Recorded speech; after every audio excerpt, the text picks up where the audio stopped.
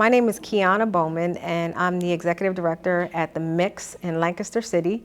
We serve youth ages 7 to 17, and we offer a variety of enrichment programs to youth of all ages, all grades, from first grade all the way up to 12th grade.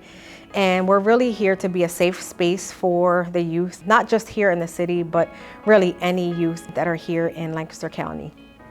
I would say the biggest impact that COVID has made for the Mix, again, is probably just on the mental and the trauma that I've seen our kids really experience. And although there was a lot of trauma and there was a lot of, mental health issues that were exposed throughout the whole, COVID season, I think our kids have shown a lot of resiliency through it. Just having to, go to school virtually basically all year.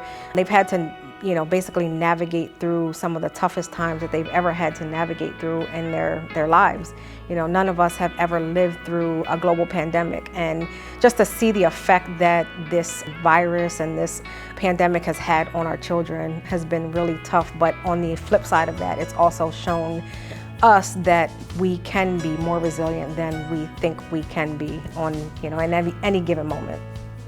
So one of the biggest pivots that we had to make in the last year was when our local school district of Lancaster, decided that they were going to be virtual all school year. We made the decision pretty quickly to pivot and shift all of our programming. So when we typically would just provide after-school programming, we actually opened up our doors and provided a space where parents could bring their kids all day long, just like a school. So we were here from 7 in the morning to 3:30 in the afternoon, providing a safe space where our kids could come. Our families knew that their kids were safe.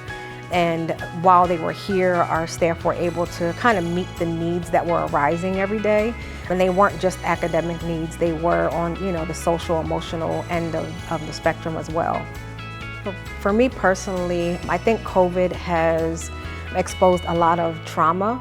Again, I've experienced loss in my own family, and it's just kind of created this space where trauma has just really been highlighted and exposed, not just for me personally, but just seeing that in the people that I'm close to.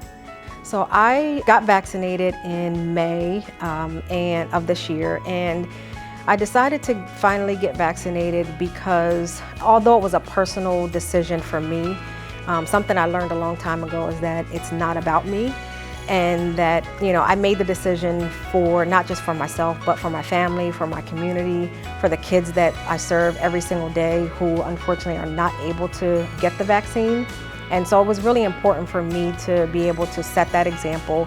And although there was some hesitancy at first, but I think making that decision was a very good decision, and I would encourage anyone to do the same. I think it just all goes back to resiliency.